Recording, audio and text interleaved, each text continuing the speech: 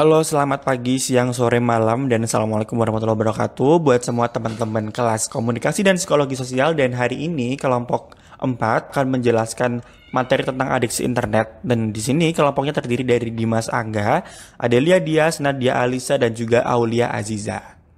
Halo, halo. Yang pertama saya akan menjelaskan tentang kecanduan connectivity. Adanya kemunculan internet memberikan dampak yang begitu besar bagi kehidupan manusia. Kecanggihan dan kemudahan yang ditawarkan dapat mempermudah manusia dalam melakukan aktivitas mereka sehari-hari.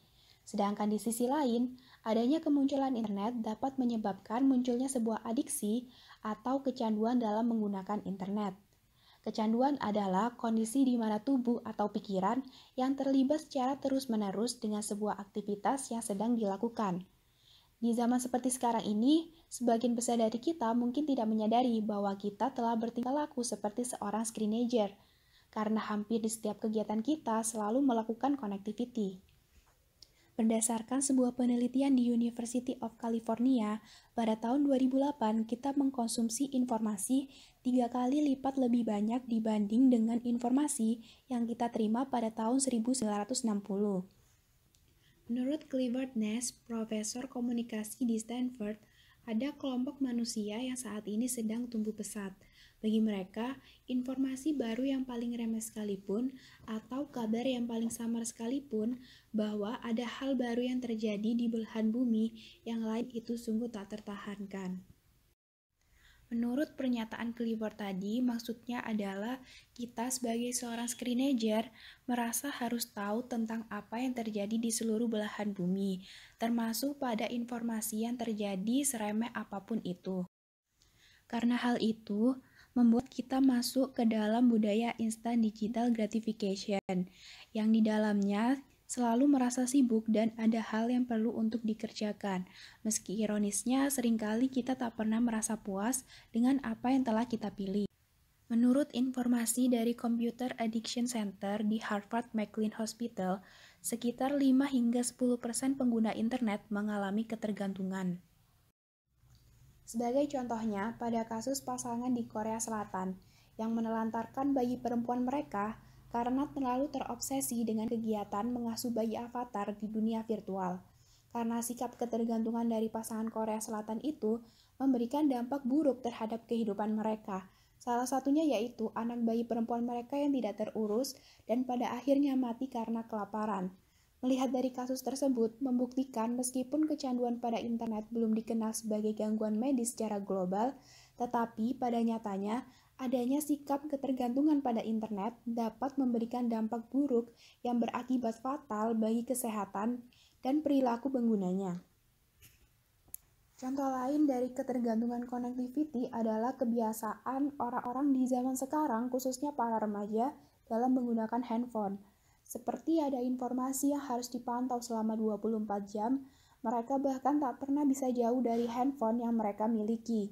Bahkan karena kebiasaan yang sering terjadi dan terus saja dilakukan, memberikan anggapan baru pada masyarakat bahwa meninggalkan dunia yang hyper-connected adalah suatu bentuk sikap penyimpangan.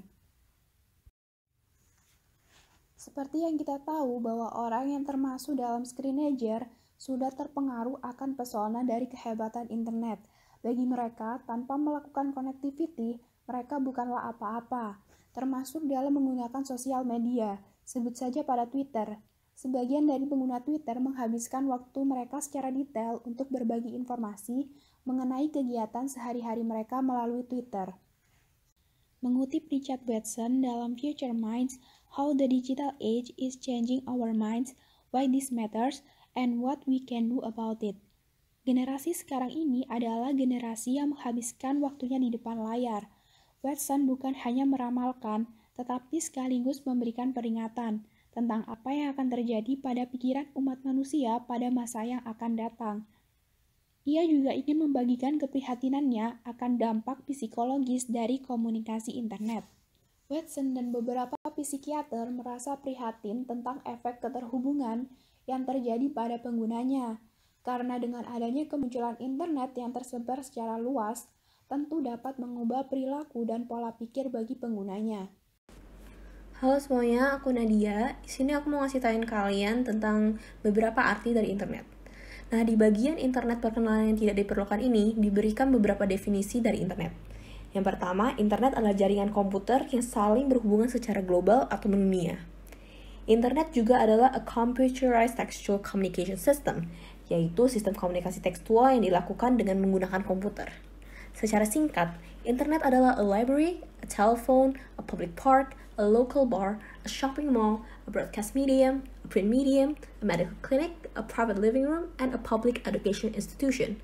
Yang dimaksud Beagle dalam kutipan ini adalah, kalian bisa menemukan hampir segalanya di internet.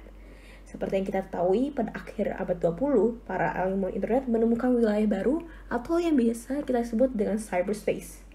Dengan cyberspace, umat manusia menciptakan ruang-ruang baru yang tak terhingga. Nah, teman-teman, sekarang kita membahas internet sebagai media persuasi yang unggul. Seperti yang kita semua telah ketahui, CMC atau Computer Mediated Communication tidak hanya digunakan untuk berbagi informasi, namun ia juga digunakan untuk mempersuasi orang lain.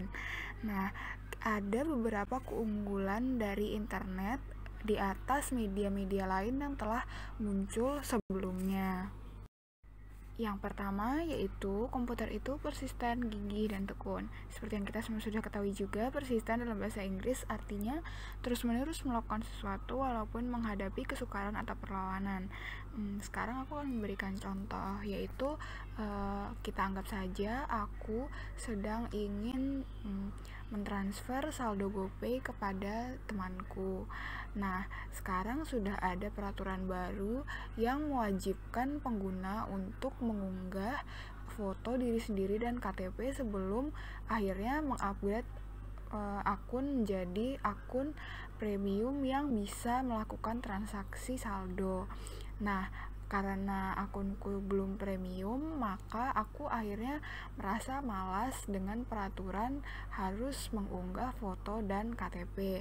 Akhirnya aku memilih untuk tidak melakukan transaksi saldo tersebut. Namun, karena transaksi saldo ini merupakan sesuatu yang ternyata harus aku lakukan berulang-ulang dan menjadi sesuatu yang penting dalam hidupku, aku akhirnya mengalah dan melakukan peraturan, yaitu mengunggah foto dan KTP, karena aplikasi Gojek juga tidak letih untuk mengingatkanku bahwa aku harus melakukan peraturan tersebut sebelum akhirnya dapat melakukan transaksi saldo kepada teman-temanku. Begitulah manusia tidak dapat bersaing dengan mesin, karena kita sedang bersaing dengan sebuah sistem yang tidak mengenal letih maupun lelah. Ketika kita memutuskan untuk memakai komputer, maka kita hanya bisa memakai opsi iya dari mereka. Secara tidak langsung, kita tidak bisa mengatakan tidak kepada sistem yang tidak letih bekerja tersebut. Yang kedua, yaitu komputer memberikan peluang kepada komunikan untuk anonim. Contoh paling sederhana namun banyak kita temui, yaitu adanya akun-akun anonim yang beredar di media sosial. Contohnya aku berikan, misalkan tentu teman-teman tidak asing lagi dengan yang namanya manifest di Twitter. Aku sebut saja seperti akun-akun Tubirfest maupun Asnonim. Kita dapat mengirim pertanyaan tanpa orang tahu siapa kita sebenarnya, karena memang tweet tersebut bersifat anonim.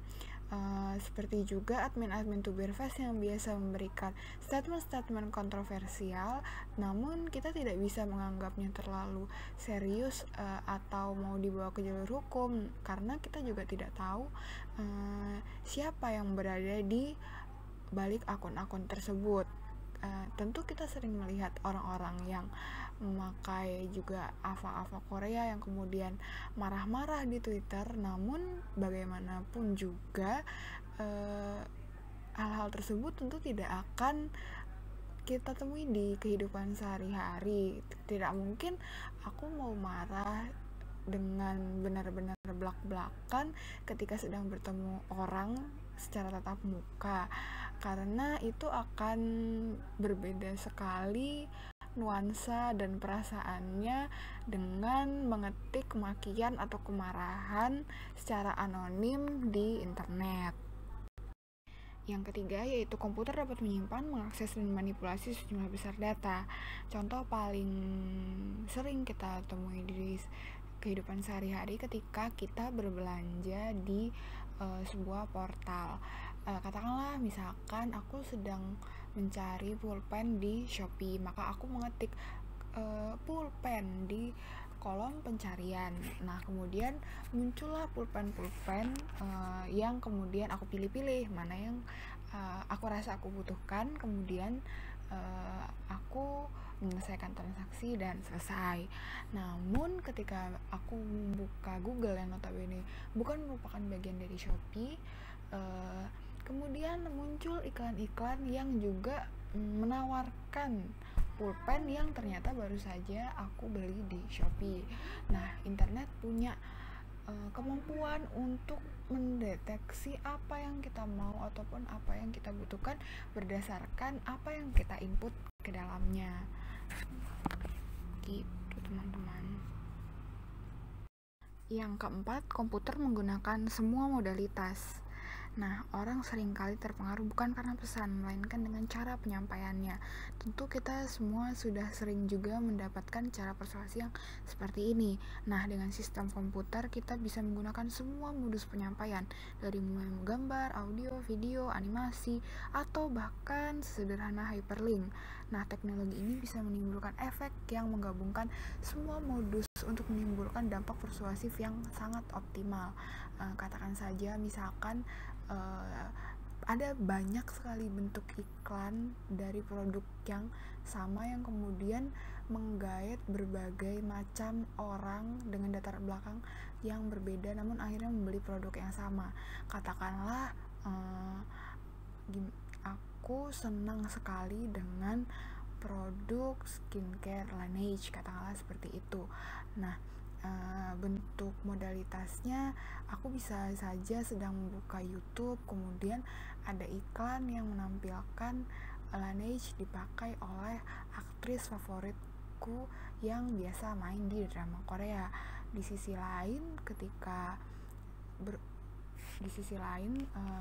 bisa jadi muncul juga iklan Laneige yang menyasar ibu-ibu, misalkan mereka sedang buka Facebook lalu muncul testimoni misalkan dengan memakai produk ini maka saya bisa menjadi putih dalam sekejap. Itu tadi merupakan jenis persuasi yang berbeda, yang satunya tulisan dan yang satunya video. Namun karena internet memiliki semua jenis modalitas, maka mereka bisa mempersuasi kita sampai ke titik yang optimal. Selanjutnya yaitu sistem komputer dapat melakukan replikasi. Contoh paling sederhana namun sering kita gunakan di kehidupan sehari-hari yaitu sistem copy paste. Contohnya saja, misalkan saya bisa mereplikasi sebuah pesan secara cepat dan tepat dan kemudian membagikannya kepada banyak teman-teman saya dalam waktu singkat. Nah, yang terakhir yaitu komputer bisa berada di mana-mana. Seperti yang kita ketahui, dalam sebuah ponsel yang berada dalam genggaman kita sekarang, terdapat banyak sekali aplikasi yang dapat menghubungkan kita ke dalam internet. Dari mulai navigasi GPS, kemudian transportasi dan logistik seperti Gojek dan Grab, atau hal-hal sesederhana mencari ayat Al-Quran di dalam sebuah aplikasi. Jadi komunikasi dengan internet dapat mengubah perilaku kita di mana saja dan kapan saja. Adiksi internet sebagai salah satu gangguan jiwa. Nah, sebelum kita membahas lebih jauh ke depan, kata-kata abnormal atau gangguan jiwa ini sudah menjadi sebuah persoalan, teman-teman. Kenapa sih? Jadi gini, abnormal atau gangguan jiwa itu kan sebelum disepakati menjadi sebuah definisi yang sifat-sifat berpikir dan berperilaku dikatakan abnormal jika jarang terjadi atau secara statistik tidak biasa. Jadi gimana sih orang abnormal itu? Apakah dia itu orang yang berbeda dengan umum, berbeda dengan kebiasaan gitu kan? Jadi apakah orang yang tiba-tiba dia pinter banget, jenius, kan biasanya orang jenius tuh kayak pemikirannya berbeda. Apakah dia juga abnormal? Nah itu tuh menjadi sebuah persoalan dari situ. Dan bahkan di beberapa daerah itu, di beberapa wilayah negara, ada itu kejadian kejang-kejang itu malah dikatakan sebagai kejadian yang supranatural, bukan sebuah penyakit kayak gitu kan. Jadi balik lagi bahwa sebelum disepakati abnormal itu apa tuh banyak sekali persoalan, sehingga disepakatilah bahwa abnormal itu adalah sebuah sifat berpikir dan berperilaku dikatakan apabila jarang terjadi atau secara statistik tidak biasa. Nah, setelah melewati berbagai kejadian pada waktu 1970-an, akhir 1970-an dan awal 1980-an, para ahli komunikasi dan psikologi mempersoalkan kehadiran media yang baru, yaitu internet. Nah, di sini telah muncul jejaring video games dan kelompok diskusi pertama secara online. Sebagai suatu mainan baru, internet itu telah menyedot perhatian terutama anak-anak muda untuk menghabiskan waktunya di internet kan. Jadi mereka kayak wasting time tiap hari 24/7 buat internetan kayak gitu. Nah, karena dari kebiasaan yang baru ini, yang aneh, yang tidak biasa, itu tuh menjadi sebuah polemik lagi gitu. Apakah ini sebuah gangguan jiwa atau kebiasaan aneh yang baru sehingga dinamakan dengan adiksi internet? Lalu setelah ditelusuri ternyata adiksi internet ini juga memunculkan berbagai suatu masalah yang mendukung bahwa termasuk sebagai gangguan jiwa baru, yaitu contohnya adalah hancurnya rumah tangga karena sebuah game hingga kehilangan fungsi sosial. Hancurnya rumah tangga karena sebuah game ini apa sih? Jadi pada tahun 1995 di sebuah diskusi ada sebuah keluarga yang mereka bercerai karena apa? Karena suaminya itu terlalu menghabiskan waktu lama di depan layar komputer untuk bermain video game. Belum lagi ternyata si suami itu menemukan pasangan baru melalui video game itu, melalui fitur chat. Jadi misal kalau sekarang kita kayak main game apa gitu ya, terus kan ada lawan main tuh. Nah, biasanya kita suka chat kan. Nah, di situ dia ternyata baper kayak gitu lah istilahnya. Dan akhirnya mereka malah melanjutkan hubungan yang baru gitu. Dan tanpa sepengetahuan istri gitu, kayak gitu. Terus kalau kehilangan fungsi sosial ini apa? Kehilangan fungsi sosial ini lebih kepada karena dia menghabiskan waktu 24/7 di depan layar, tidak bersosialisasi dengan sesamanya, terutama di sekitarnya. Itulah mengapa ada istilah internet itu menjauhkan yang dekat dan mendekatkan yang jauh, kayak gitu. Soal adiksi sendiri tuh dibagi menjadi dua, teman-teman. Ada adiksi nafza atau adiksi behavioral. Kalau nafza itu lebih kepada ketergantungan obat kan, narkoba seperti itu.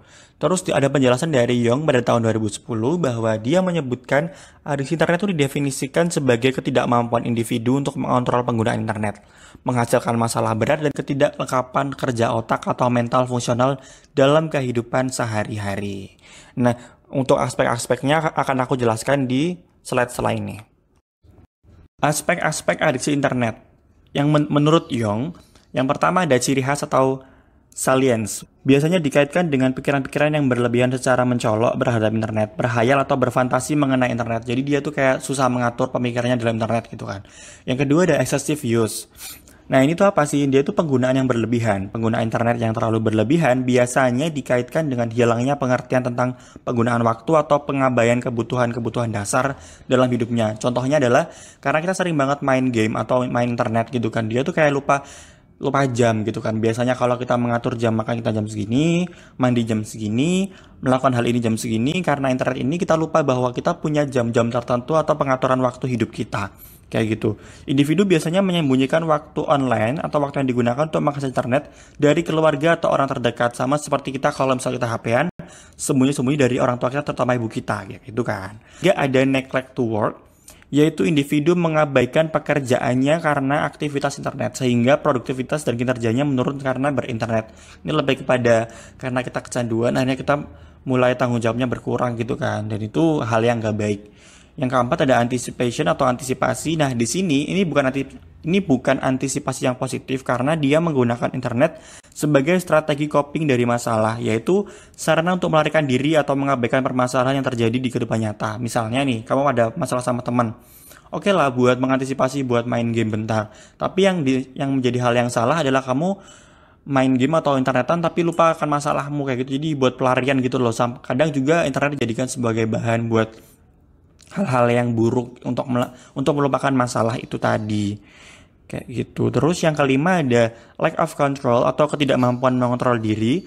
Ini tuh lebih kepada mengakibatkan bertambahnya waktu yang digunakan untuk melakukan aktivitas dengan internet, baik dalam bentuk frekuensi maupun durasi waktu. Jadi karena kita nggak bisa ngontrol waktu kita, jadi kayak semua waktu kita digunakan buat internet gitu kan. Dan itu hal yang buruk, ini berhubungan dengan excessive use ya. Dan yang terakhir ada neglect to social life. Ini tuh adalah mengabaikan kehidupan sosial, yaitu yang tadi aku juga bahas soal rusaknya kehidupan sosial gitu kan, atau fungsi sosial gitu kan. Individu mengabaikan kehidupan sosialnya, yaitu sengaja mengurangi kegiatan sosial atau rekreasi demi mengakses internet. Jadi dia jarang berkomunikasi dengan sesama secara langsung gitu kan.